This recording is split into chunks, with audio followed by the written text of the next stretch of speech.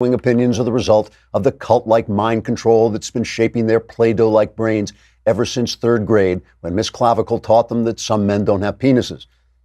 Although that may actually be true of Uncle Joe, who got married to Aunt Marcy, which, let's face it, would take the penis off anyone. Instead, in the spirit of seasonal goodwill, let's all say thanks to the wonderful leftist tools who made this year so much fun. For instance, I'm thankful for that woman, what's her name, who had the courage to come forward and say something or other about Brett Kavanaugh, which must have been really important, whatever it was. Otherwise, we all would have forgotten her by now. And speaking of women we've forgotten, let's remember to be thankful for Stormy Daniels, who became a hero to our friends on the left by exposing herself for a living, then sleeping with a married man, then blackmailing him, then taking hush money in return for silence, then going back on her word, then sinking into obscurity as part of a sordid and meaningless episode that soiled our souls merely by virtue of existing. Which, of course, brings us to Michael Avenatti, whom we admire from afar, since he can't come any closer because of the restraining order. But here's a man who taught us all how to abandon due process and the presumption of innocence, and then went and beat the crap out of his girlfriend. It's a subtle joke. I'm waiting there for a minute. And finally, I'm thankful for CNN, who explained to us all how racist we are by saying something I didn't get to hear because my plane started boarding and I had to leave the airport. To all these and all the other forgotten tools and fools of the left, thank you for making America hilarious again. Trigger warning, I'm Andrew Klavan. This is The Andrew Klavan Show. I feel hunky-dunky, life is tickety-boo. Birds are winging, also singing hunky-dunky-doo. Ship-shaped, tipsy-topsy, the world is zippity-zing. It's a wonderful day, hurrah, hooray! It makes me want to sing. Oh, hurrah, hooray! Oh, hooray, hurrah! All right, hooray, hurrah. There's so much to be thankful for. Most importantly, it's mailbag day. So before you have to put up with your relatives coming over for Thanksgiving, you will have all your problems solved. You will be ready. You'll have this kind of halo of peace that will descend upon you and will, make it easy for them to tear you apart, which will be good for us all. All right. Oh, let me say thank you. Jenna Ellis, was it yesterday Jenna was on or the day before? It was yesterday. Jenna Ellis was on, and afterwards we had been joking on the show that we had an argument on messaging, which is not true. We had an intelligent discussion back and forth about libertarianism on our message apps. And during this thing, I had said, you ought to take a look and read my pamphlet, The Crisis in the Arts, which you can get for $1 on Amazon. And she went and read it, and then she promoted it on Twitter. And Jenna, you pushed this pamphlet up. It's, those obscure bestseller lists they have on Amazon, that you pushed it up into like #1 on weird little pamphlets about the culture by conservative guys named Klavan. I mean, it's something like that, but it's just like #1 on that bestseller list. So thank you, Jenna. I appreciate that. And as always, I appreciate your coming on and your brilliance. Now it is the holidays, and you know what that means. It means that you're going to be spending lots of money, and suddenly you'll wake up in debt, and Christmas will be over, and you'll just weep and weep and weep. But it doesn't have to be that way if you use Lightstream. With Lightstream, you can consolidate your high-interest credit card balances to a lower rate and save. It really is great, because the thing about a credit card, of course, if you don't read the small print, when it comes back, it's going to hit you with a huge interest level that will just take your life away. But Lightstream offers credit card consolidation loans from 6.14% APR with autopay. You got to use autopay, but you can compare that to the national average credit card interest rate of over 19% APR, which is absolutely crazy. So get a loan from $5,000 to $100,000, and you can even get your money as soon as the day you apply. My listeners can save even more with an additional interest rate discount. The only way to get this discount is to go to lightstream.com/Andrew. That is lightstream.com/Andrew. This is subject to credit approval. Rate includes a 0.50% auto pay discount. Terms and conditions apply, and offers are subject to change without notice. Visit lightstream.com/Andrew for more information. So we're going to talk about, this is really an interesting subject. We're going to talk about what Trump did with the Jamal Khashoggi case and with Saudi Arabia yesterday. And what is so interesting to me about this is, there's a famous saying. It was Francois de Rochefoucauld, who was a French philosopher who was known for his kind of what practical, his practical like little aphorisms. And one of them was hypocrisy is a tribute that vice pays to virtue. And what does that mean? It means that being a hypocrite shows people that you actually know that what you're doing is wrong. It's a tribute that people who are operating in a bad way pay to the knowledge that there is such a thing as a moral universe and they are violating that universe. We have to be clear what hypocrisy is, because the left always uses hypocrisy wrongly. It is not hypocrisy if you say adultery is wrong and then one day you get drunk and some girl comes on to you at a bar and you go and sleep with her even though you're married. That is making a mistake. Pardon me, that's falling, it's sinning, whatever you want to call it. But it's not hypocrisy because you actually believe the thing that you were saying, that you yourself think, oh no, I've done the wrong thing, I've fallen. Hypocrisy is putting on a show of living at one moral standard and preaching one moral standard, but secretly living in another way. So if you're going out there and preaching, if you're a preacher and you're preaching, don't commit adultery, but meanwhile you're swinging with the girls every night and laughing it up, that's hypocrisy. So yesterday, Trump did the right thing in the Jamal Khashoggi affair, but he left out the hypocrisy. I mean, basically, he said he was not going to punish Saudi Arabia anymore about the murder of this, I guess we'll call him a journalist for now, a guy who wrote columns for the Washington Post. And he just wasn't going to do it because we needed the allies from Saudi Arabia and business was good.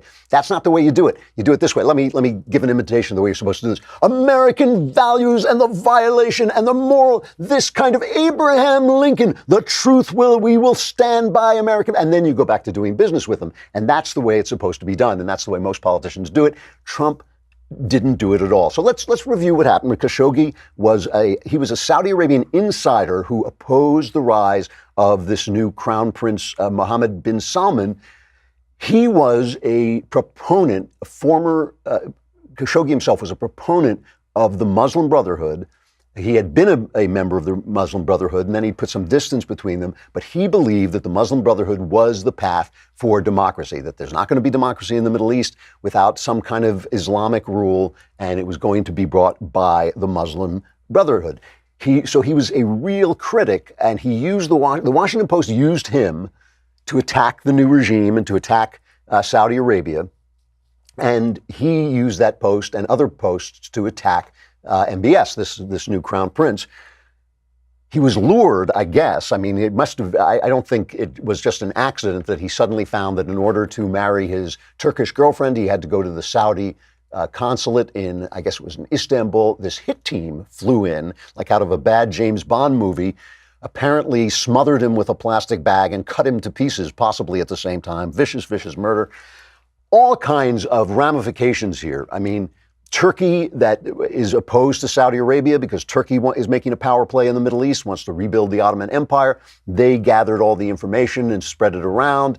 Obviously, we have made peace. Trump has wisely made peace with Saudi Arabia and a lot of deals with Saudi Arabia because he is trying to counteract the rise of Iran, which was spurred on by the idiots in the Obama administration. So he's trying to do that and make deals. And of course, Saudi Arabia is a big producer of oil. So Trump comes out and he basically says that 17 people, members of the Saudi government, have been sanctioned. But the CIA has leaked to the press that they have a reasonable certainty. We don't know what that means, but they have leaked to the press that they have a reasonable certainty that the Crown Prince himself, MBS, ordered this hit on this guy. So basically, Donald Trump came out and he was doing his usual talk to the press out on the lawn. And he says, yeah, this is as far as we're going to go. This is cut number 2. They're buying hundreds of billions of dollars worth of things from this country. If I say we don't want to take your business, if I say we're going to cut it off, they will get the equipment, military equipment and other things from Russia and China. Russia and China would be very, very happy because right now we're doing very well against China. We're doing very well against everybody, including Russia. And I'm going to keep it that way. And I'm not going to tell a country that's spending hundreds of billions of dollars and has helped me do one thing very importantly, keep oil prices down so that they're not going to $100 and $150 a barrel. Right now, we have oil prices in great shape.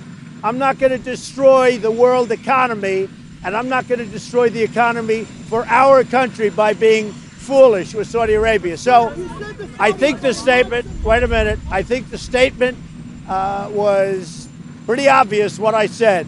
It's about America first. He's like, that's what they call saying the quiet part out loud. And that's, like I said, that's any president would have done this. I'm not sure Obama was smart enough to do this, but any other president would have done exactly the same thing. But he would have first made that speech, American values and the violation, and there will be a stern reckoning, and I will face it, and I will in private meetings, and then he would have done exactly what Trump did. And Trump left that stuff out. He left out the hypocrisy. He issued this statement, which he obviously wrote himself because it's filled with exclamation points. Now, I always put exclamation points when I'm writing it to show that I'm joking about something, but he was actually using exclamation points. He starts, the world is a very dangerous place, exclamation point, then talks about the violations of Iran. He says the country of Iran is responsible for a bloody proxy war against Saudi Arabia in Yemen. This is an absolute human rights disaster in Yemen. We haven't really talked about that a lot, but we should. And Iranians have killed many Americans and other innocent people. The Iranians are absolute bad guys. And he says, Saudi Arabia would gladly withdraw from Yemen, and that's why I've negotiated all these things with him. And he says, here is what Trump says in his statement. And I want to put this in because I want to make sure. A lot of people are saying he didn't say anything about this murder, and that's not true.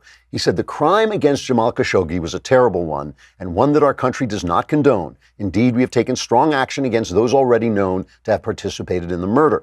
After great independent research, we now know many details of this horrible crime. We have already sanctioned 17 Saudis known to have been involved in the murder of Mr. Khashoggi and the disposal of his body.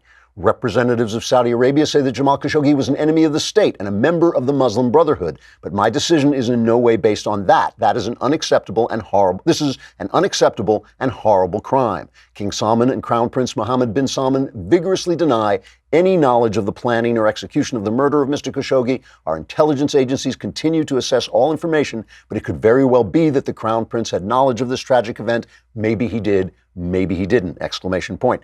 That being said, we may never know all of the facts surrounding the murder of Mr. Jamal Khashoggi, and in any case, our relationship is with the Kingdom of Saudi Arabia. And Mike Pompeo, Secretary of State, he made basically the same point. Let's listen to that.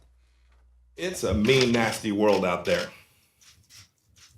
The Middle East in particular, there are important American interests to keep the American people safe, to protect Americans, not only Americans who are here, but Americans who are traveling and working, doing business in the Middle East. It is the president's obligation, indeed the State Department's duty as well, to ensure that we adopt policies that further America's national security. So as the president said today, the United States will continue to have a relationship with the Kingdom of Saudi Arabia. They're an important partner of ours. We will do that with the Kingdom of Saudi Arabia, its people. That is the commitment that the president made today. So, I mean, basically he's saying these guys are thugs and mobsters, but we have to deal with them. We're not the law in that area. We're not the sheriff, and we're not going to clean them up. We got to deal with them. We got to do the best we can do to get the things that we want for our country. Again, where's the hypocrisy? We need some of that hypocrisy. It's a real question. I'm not just joking around. It is a real question whether or not Trump should have been a bit more of a hypocrite. It's very funny to me that everybody on the left is always complaining, he lies, and now they're complaining, oh, he told the truth. But maybe they have a point. So last night, I have to tell you, Knowles came over and Jonathan Hay, and we drank as we discussed the glory of God.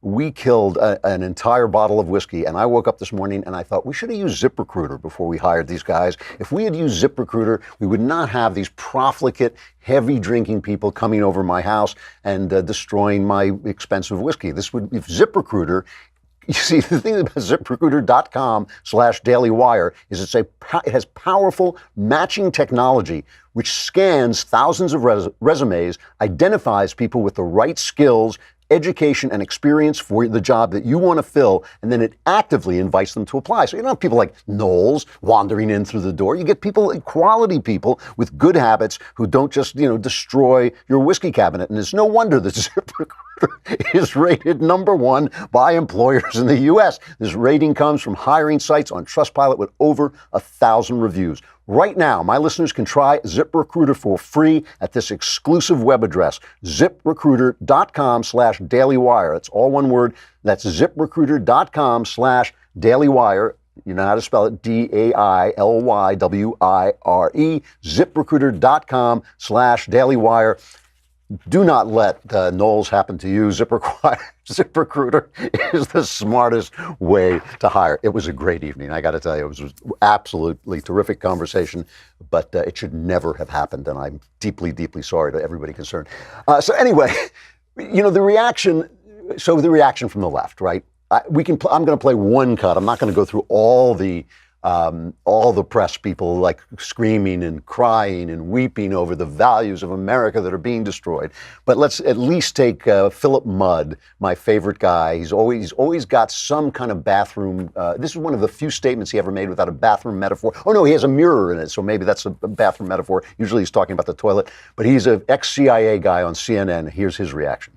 The story here is about a president for 22 months who said American values mean dealing with dictators in the Philippines or leadership in the Philippines that routinely murders people outside the courts. It means accepting people in places like Egypt and Turkey that imprison their opponents, that imprison journalists. It means saying I like Vladimir Putin when he sides with the dictator in Syria who uses chemical weapons against his own people. Let me be clear, Allison, America first for every American who wants to wake up on the day before Thanksgiving and give thanks for justice, for freedom, for a country under George Bush that said America first means aiding people in Africa with tens and hundreds of millions of dollars to fight AIDS. America first means forget about freedom, forget about justice. If there's a dictator we like who wants to imprison people and journalists, that's okay. It's not about the money. It's about what this shows about who America is. Look in the mirror. That's who we are. You know, I looked this guy up. I looked up his resume and it said he managed Iraq analysis at the CIA from 1999 to 2001. So he's the clown. He's the clown who told George W. Bush that they were getting weapons of mass destruction. When everybody was yelling, "Oh, Bush lied," and people died, it was him. He's the guy. So now he's on TV telling us, lecturing us about our morality. The New York Times. Let's take a quick visit to Knucklehead Row, the op-ed page of the New York Times.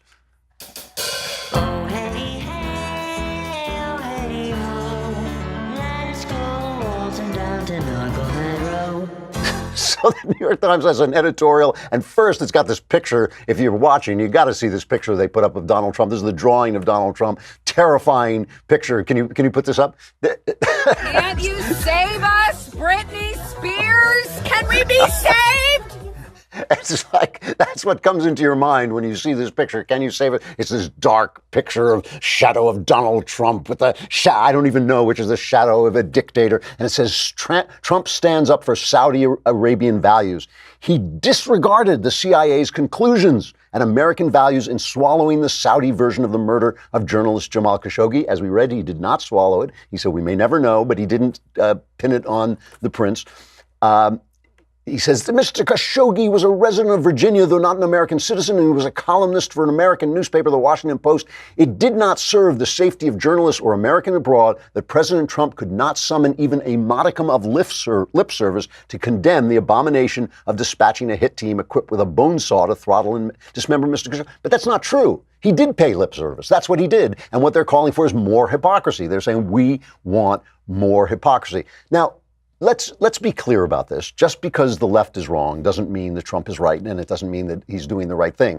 But it does mean we do not have to listen to these clowns. These are the clowns who did absolutely nothing. They stood by as Obama sold this country to Iran, dumped money out of planes on platforms into Iran, one of the worst regimes in the world, responsible, swearing to wipe Israel off the face of the map, responsible for the deaths of many Americans, executions without number in their own country. He was dealing with them. He sold F-16s, I believe it was. Did I write this down? I believe, yeah, it was F-16s to Egypt after they were taken over by the Muslim Brotherhood, by Mohammed Morsi, and the guy who said that the Zionists are the descendants of apes and pigs. I mean, we do not have to listen to these guys. This is part of what we have to do. I mean, it's part of what we have to do in dealing with this incredibly vicious, vile region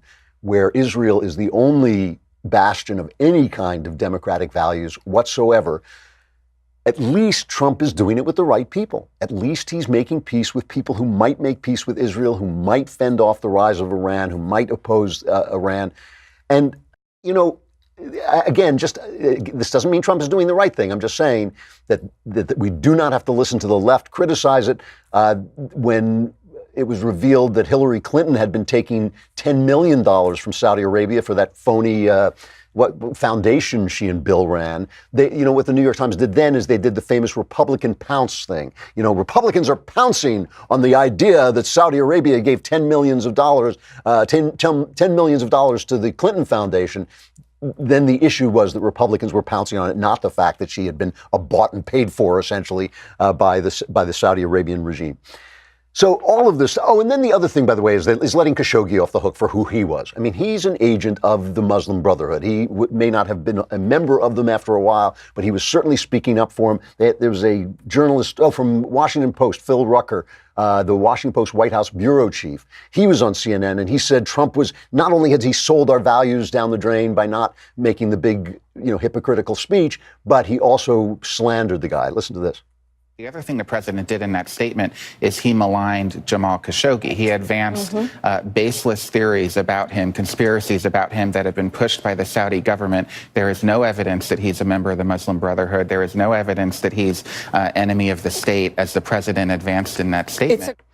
Let me read you just a little clip of the last column that Khashoggi wrote for the Washington Post.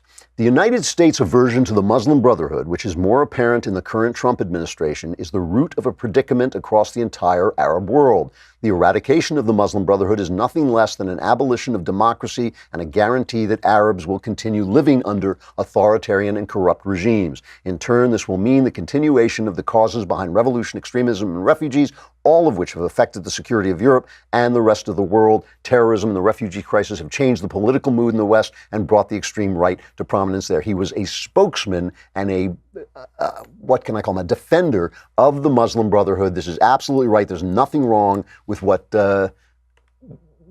Trump did there. And then he's getting flack from the right, from Republican lawmakers. Rand Paul, who doesn't want to be nice to Saudi Arabia. He's got that Paul thing about we shouldn't be involved in the world at all. It's a kind of a crazy libertarian stance where, we let the world destroy itself, and one day you open the front door and there's the world outside in ashes waiting to attack you. So Marco Rubio said our foreign policy must be about promoting our national interest. It is in our national interest to defend human rights. And Jeff Flake, who he's like the Cory Booker of the right. He's like so bad at being the crusading Spartacus type. But he says great allies don't plot the murder of journalists, Mr. President. Great allies don't lure their own citizens into a trap and then kill them. I mean, the Soviet Union was our ally during World War II and did a lot worse than that. And of course, the one guy who kind of has been straightforward, Lindsey Graham, who hates this guy, hates MBS. Graham is a real hawk when it comes to this. He was on Sean Hannity's show, and he spoke very clearly about where he stood on this. I thought he made a certain amount of sense. Let's listen to this. I'm not talking about ending the relationship. Everything you said is true about the strategic nature of the relationship. But here's what I believe. Saudi Arabia needs us more than we need them. It's not too much to ask an ally not to butcher a guy in a consulate. This is not World War II, so I'm not going to look away at what MBS did. I think he did it. I think he's absolutely crazy about what he's done in the Mideast. The bottom line here is I care about the strategic relationship. I'm going to support Israel completely, but I'm not going to turn my back on this guy. We've got a historic opportunity here to tell the people in the Mideast there's a new sheriff in town. If you disrespect us and you trample over civilized norms, you're going to pay a price. If you want to keep MBS, that's your decision to make, Saudi Arabia. As long as you make that decision, you're going to have a hard time with me. If you want to replace him with somebody who's not crazy, that would be a good move. So that's Lindsey Graham talk, straight talk. I'm not going to destroy the relationship, but this guy, I don't like this guy. Trump can't do that because Trump perceives everything as a personal relationship and as a business relationship. He doesn't take criticism himself. He assumes that this guy is not going to take criticism, so he's not going to come out and quite say it, that he's guilty. Here are a couple of questions, though, just to put the thing in perspective. And before I finish this, just to put the thing in perspective. This thing about ignoring the CIA, he didn't ignore the CIA. He ignored the people who leaked to the press from the CIA. Why are you, if you're in the CIA and you are spies and you're gathering secret information for the benefit of the president, why are you talking to the press? Why are you talking to the press? You're talking to the press because you're putting forward a political position. You are trying to make things happen. You're anti-Trump, probably. You're probably pro-globalism. You may be some of the pro-Iranian leftovers from the Obama administration.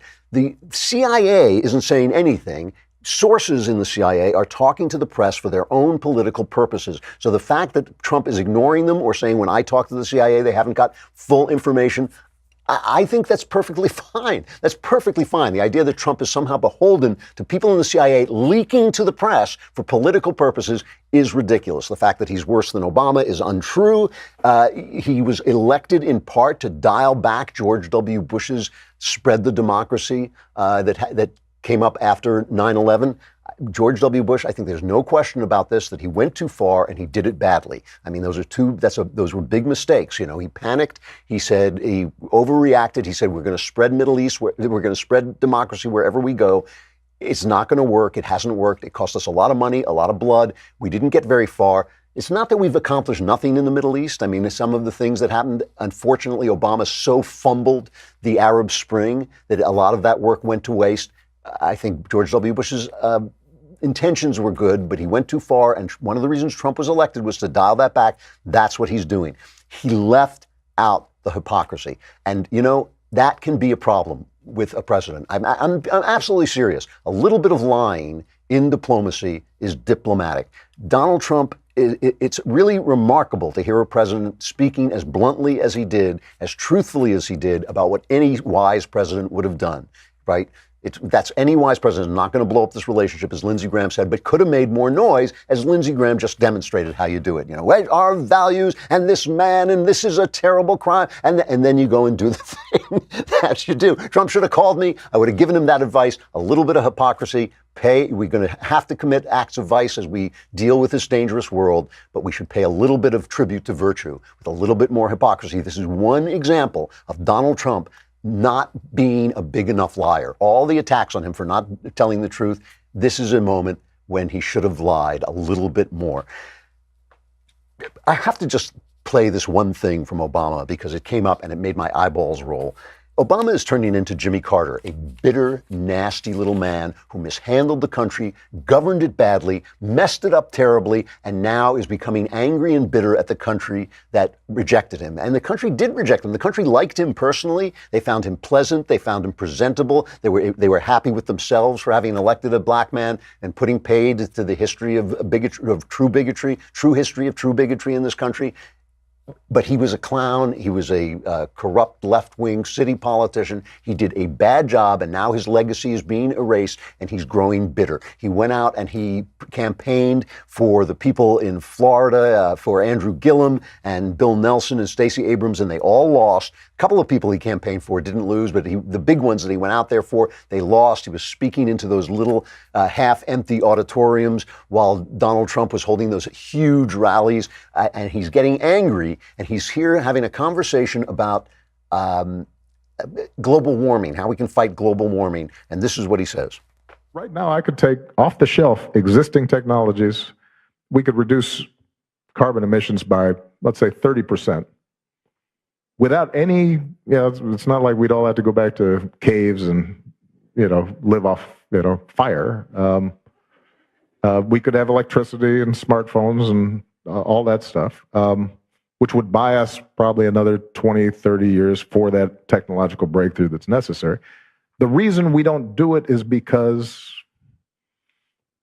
we are still confused, blind, shrouded with hate, anger, racism, mommy issues. Yeah,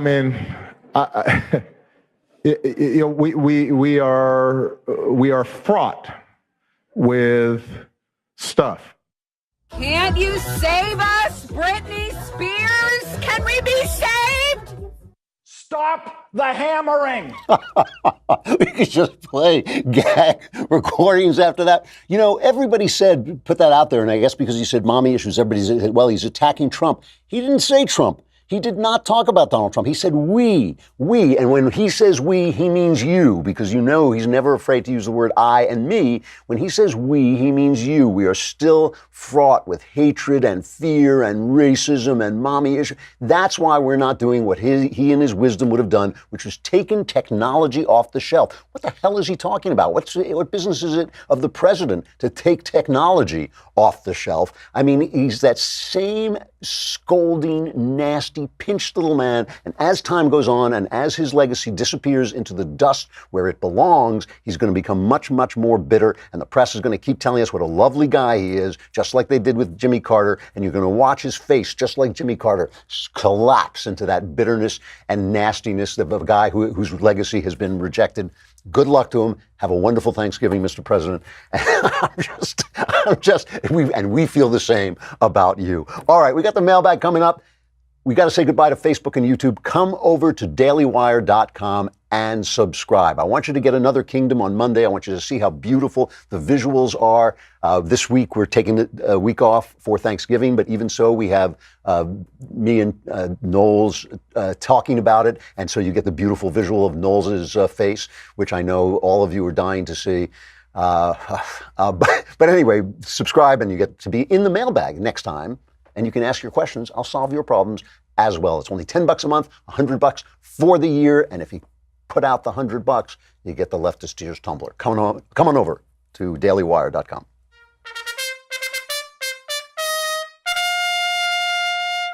All right, mailbag. Woo!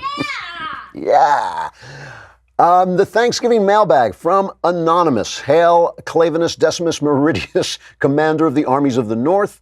I'll just get right into it. I'm addicted to pornography and the action that often goes along with pornography. My wife knew this about me before we were married, but she didn't sign up for how it's been going. I told myself classic lies, like I'll be able to quit once we're married and I'll be able to quit once we have our first child. I'm a left-brained Catholic convert. But anyway, that is to say that I fully understand how wrong it is to act out on my addiction theologically, morally, physically, mentally. I go to Mass and confession weekly. I'm truly sorry, truly want to sin no more. I have been going to SA meetings, I guess that's Sex Addicts Anonymous, where I hear testimonies of what could happen to the life I have if I continue down this path of half measures and white knuckling, but continuing to relapse again and again. I look at my growing 2-year-old son. Oh man, and think of how I have to be his example of true manhood by showing him how to treat women and how to be strong in the face of challenge. But I am weak. How can I teach him how to tame the beast within himself if I have never mastered my own? Wow, that is, first of all, I'm sorry for your trouble. That is true trouble. You've got a true problem. I'm sure you're not even telling me how bad it is. I suspect this is a really, really bad addiction, an absolutely soul-destroying addiction, and you are going to have to bring everything you've got to defeat it, to fight it. This is going to be a tough battle. It is the fight of your life, but everything you say in this letter about the consequences is true, especially for your son. You are degrading yourself, you're degrading your mind, your imagination, and you are an addict, and like I said, I'm sure this is much, much worse than you are portraying it. I can tell just from the voice that you're speaking in. And it's great that you are in SA. That is the right thing to do. You got to do everything. You got to pull out all the stops to try and beat this. I'm not telling you can beat it. I don't even know. But like, you got to pull out all the stops. You got to be in therapy. My guess, just from what I know about psychology, my guess is that you have suffered a trauma in your youth. Probably having to do with sex, but maybe just having to do with your relationship with your father, something like that, where you are using this as a comfort mechanism and as a repetitive, when people suffer trauma, they do repetitive actions that kind of relive the trauma and re-ingrain it in the brain. It's a natural reaction. Somehow you've got to get to what this trauma is and excise it if you can. Two things that I can think of is a real course of serious therapy with a trained psychologist or psychotherapist who won't drug you but will get down to the business at hand, that what it is that's started you out with this. It can do amazing things. It did amazing things in my life, and I think that that's something you should use. There's a kind of therapy specifically designed for trauma, which is called eye movement desensitization and reprocessing, EMDR therapy. And the benefits of it are that you don't have to explore your life so much. It works by manipulating your eyes in ways that are supposed to manipulate the brain. They've had some good success with it. Try that. Try anything. Try everything you can to get through this thing and get away from it, because it will hurt you. It will hurt your marriage. It will hurt your children. I feel really bad for you. It's a tough thing to be addicted, and that's what it is. You're addicted, but I think it has a source in trauma, and you should find out what that trauma is. You should know thyself. It's the only way you're going to get through it, and definitely do not stop praying, because that's going to be the only way out of it as well. From Nicholas, hi Andrew, how do you know when you found the right girl to settle down with? I always find myself feeling pangs of fear that I won't know, that there will be a fear of missing the right person if I make the wrong choice in the current moment. In other words, it's sad to belong to someone else when the right one comes along. I'd really appreciate advice. Your relationship and religious advice have always been helpful, even when others ask the questions. This is, if you're not currently in a relationship, if you're worried about this in the abstract, my advice would be stop worrying. This is one of the problems that goes away if you don't think about it. There aren't that many, but there are a few that go away if you don't think about it. The worry itself is the problem here, because I'm not going to tell you, it's not like a song, you'll know when your love comes along. But in the event when you meet somebody and you take the time to get to know them, and you don't run off on the first wave of infatuation, which usually lasts about 6 months, if you take some time to get to know them, find out whether you like them, find out whether you enter into harmful cycles of action when you're involved with her, which may stem from you or from her or from the relationship.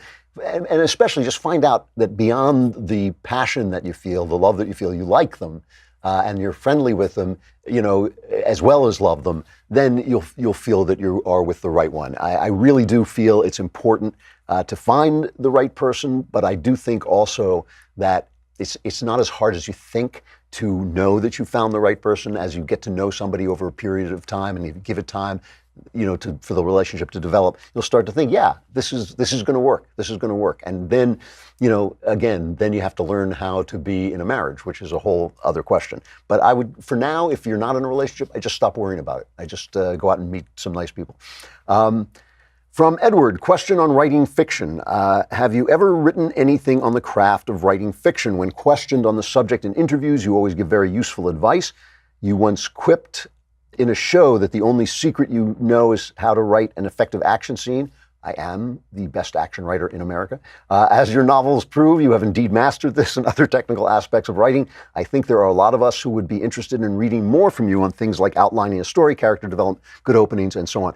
If you yourself have not written anything like this, could you recommend something? I've never actually read a good book on writing. I've read good books about the craft of writing. Stephen King wrote a good book called On Writing that I enjoyed. It's funny. There is a tape of this somewhere. It's kind of a funny story. I once was asked to give a speech to a class, a writing workshop.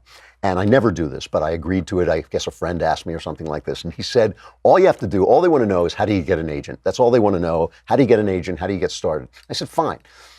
So a week before I'm supposed to give this speech, the pamphlet shows up. That's the syllabus of what speeches are going to be given. And it says, Andrew Klavan gives a master class on how to write a thriller. So I called the guy up and I said, what the hell, man? You said all I had to do was tell them how to find an agent. He said, that's all they want. Don't worry about it. Don't worry what it says in the book. Just tell them how to find an agent. That's all they'll care about. So I thought, well, no, I can't do that now. It says I'm going to give a master class on writing a thriller. So I put together a speech on how to write a thriller, and I started giving this speech, and I had one of those moments in the middle of the speech where I realized I was on fire. I was giving a master class on how to write a thriller. It was some of the best. I was sitting there as I'm talking thinking, man, I wish I'd heard this speech when I started out. I didn't have to learn all this stuff. I was telling them how to write action scenes, how to build suspense, how to build characters in suspense, how to match characters. I just thought, this is great. This is great. And I finished, and I thought, wow, these kids have really got something here. And a hand went up, and the guy said, how do you find an agent? So I thought, well, that was a waste of time. This thing it is on tape somewhere if you can find it, but I've never written anything about it.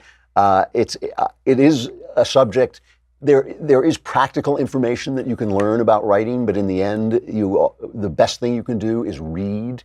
And people always say to me, what book should I read? And I should tell them there are 100 books that you should read. The classics, read the great books, read the books in your field, read the genre books that you want to write in, read. And so when people say, what book should I read? It's like, my answer is all of them. That's how you learn how to write. From Riley, Dear Supreme Lord of the Multiverse, I have listened to your podcast every day for about 3 months, and I finally have a problem so large it requires your help. I'm a high school student, and I'm having trouble motivating myself to get my work done. I get depressed and lose any motivation I have. Whenever I get free time, I always try to use it to cheer myself up, which leads me to not getting my work done. The cycle then repeats itself all over again. I don't drink, but I do take medication for my doctor-diagnosed ADHD. If you have any advice on breaking or even just managing this cycle, I would greatly appreciate it. Thanks. You are my favorite Daily Wire podcast. Well, thank you. All right. First of all, let me say before I say anything else, I'm not a doctor, and you shouldn't do anything without consulting a doctor. But if you're taking medication for ADHD, it should not be coming from your family GP, your general practitioner. It should be coming from a psychiatrist, somebody who at least knows what he's doing. I hate, this is an overdiagnosed condition, ADHD. I don't know, Riley can be a girl's name or a boy's name, but usually for boys, they just overdiagnose it. They think you're an active, healthy boy who wants to run around a little bit, so they diagnose you with ADHD. I do not know if that's your case. You should go to your doctor, especially with the Christmas vacation coming up. If you don't have schoolwork, go to your doctor and ask him if he will take you off the medication for a short period of time. Just request this. Don't do it without a doctor's help and advice, right? But it's not, you can go off ADHD medicine with the doctor's advice. Go off it and try to create a regime for the Christmas holiday of exercise and prayer and going to church and being very, very active and doing stuff, and see if that helps you with your depression and see if that cheers you up. It would be an interesting experiment to do without the medication to see what that has to do with your depression and what that has to do with this cycle of procrastination. Can you build a disciplined life in however long you have for Christmas vacation without this medication? Don't do it without your doctor. Don't do it without a doctor, but it should be a psychiatrist giving you this stuff, and then try and build a regime of discipline every day. Get up, exercise every day, jog, work out in the gym, write something if that's what you do, or whatever it is you do it. Go to church, pray, go help people, maybe get a job, whatever, during your Christmas vacation, and see if that helps you out. It's because it's a tough problem, and when you're on the drug, it's hard to get to the real you and to see how much the drug is affecting you. From Shaid. Dear Mr. Klavan, I love the show. I watch every day and I'm reading some of your books. I only have one bone to pick with you. Why do you, like Ben and Knowles, equate criticism of Israel, the Israeli government, to criticism of the Jews, as if the government and the citizen were one monolithic body? This tired old refrain evinces an incredible intellectual dishonesty. Israel is not the Jews. Jews are not even a single people, but rather groups of disparate peoples. I know plenty of Orthodox Jews who are incredibly critical of many actions taken by the Israeli government. Are you calling them anti-Semites too?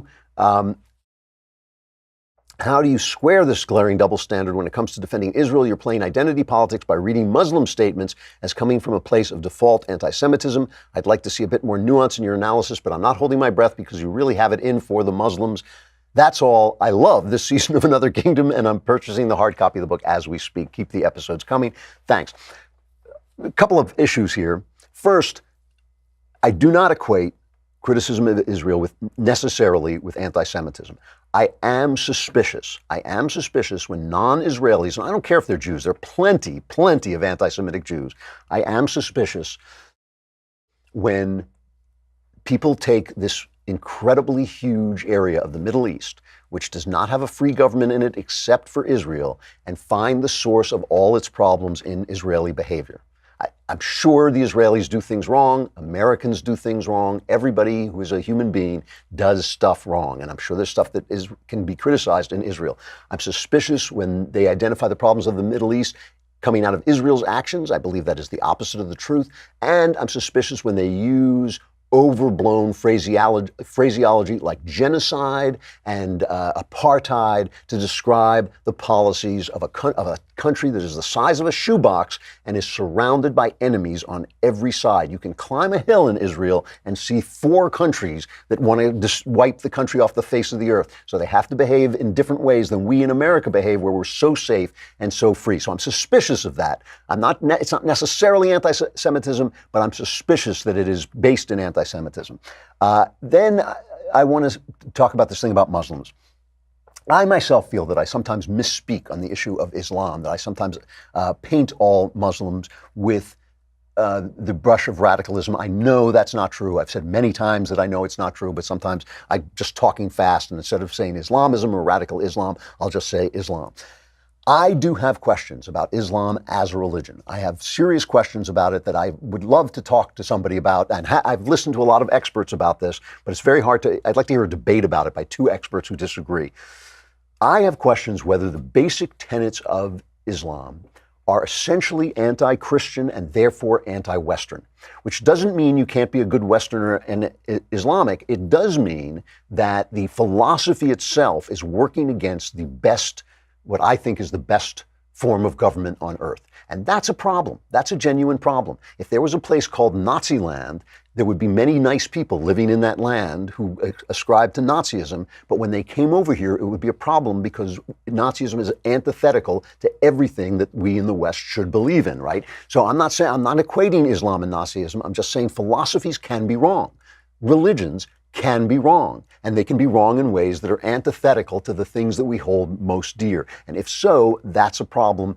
I have a problem with these 2 Muslim women going into Congress who are obviously anti-Semitic and who are anti-Western, as far as I can tell, and that is a problem. So I have questions about Islam. I have serious questions about it, but I know that there are many good Islamic people, many patriotic American Islamic people. I'm not saying that's not true. I'm simply talking about the philosophy itself. So, I'm willing to be educated, but I am somewhat educated. I've read the Quran. I've read a lot about it. And these questions remain. I worry about it. I wonder why every Islamic country is in a fight with not only the Muslim people in their countries, but with the non-Islamic countries on their borders. Everyone, there's violence on the borders of Islam almost everywhere. And I think there's oppression in almost every Islamic country.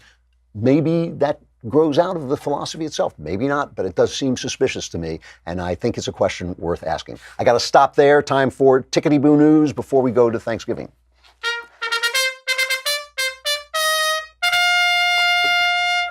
Hey, let me play this one little clip of a comedian named Jim Jeffries. He's from Australia. He comes on and he makes jokes about Trump and anti-American jokes all the time. And then he announced that he's becoming an American citizen. Here's the clip. I'm Jim Jeffries, and I'm about to become a United States citizen.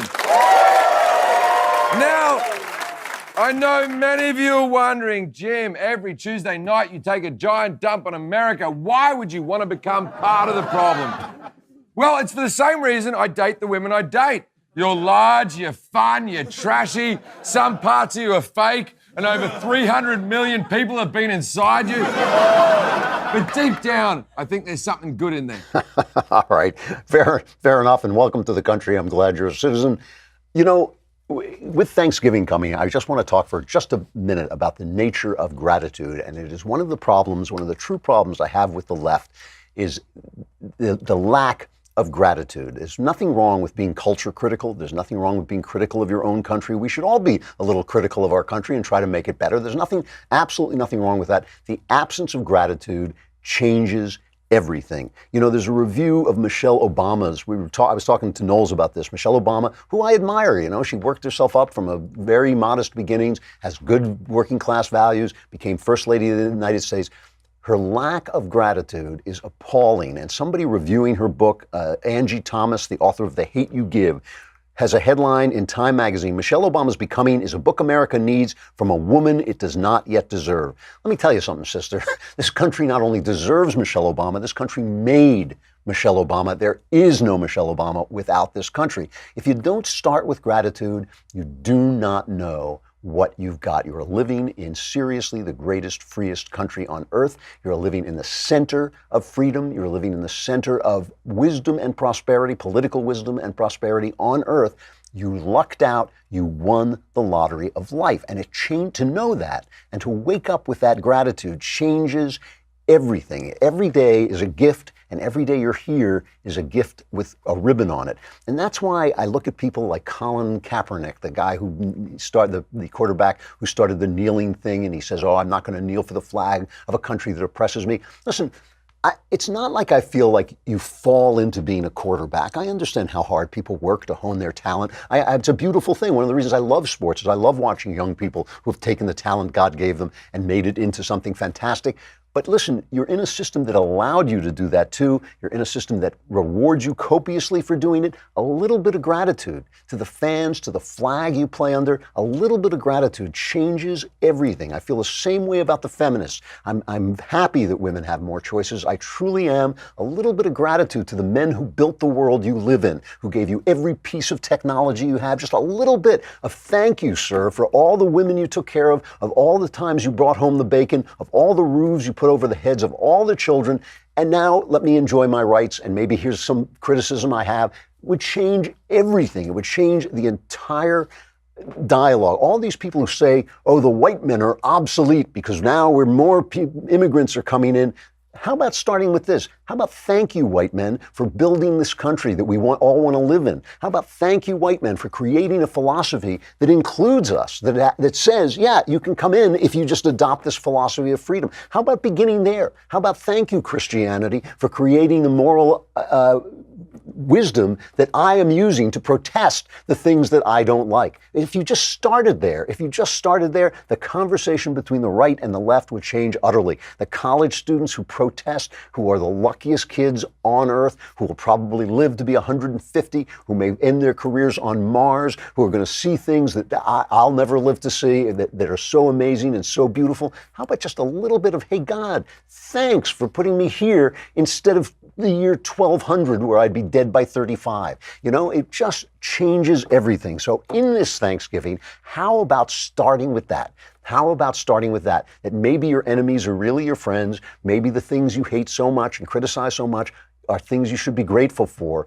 It's true on the right as well, but I think it would change the conversation entirely if we heard it a little bit from guys like Barack Obama instead of how full of hate and full of racism we are. How about thanks for elevating me, a black man without much experience, to the highest office in the land? How about starting there and then saying, yes, and now I have some criticisms. Nothing wrong with criticizing your country. There's nothing wrong with being a strong proponent of your party. But how about beginning with thanks for the ability we have to do that, to have this fight, to move forward together as Americans?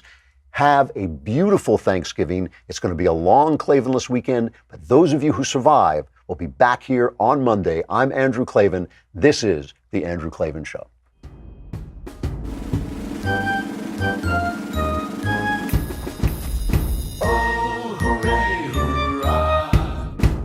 The Andrew Klavan Show is produced by Robert Sterling. Executive producer, Jeremy Boring. Senior producer, Jonathan Hay. Our supervising producer is Mathis Glover. Technical producer, Austin Stevens. Edited by Alex Zingaro. Audio is mixed by Mike Cormina. Hair and makeup is by Jesua Alvera. And our animations are by Cynthia Angulo and Jacob Jackson. The Andrew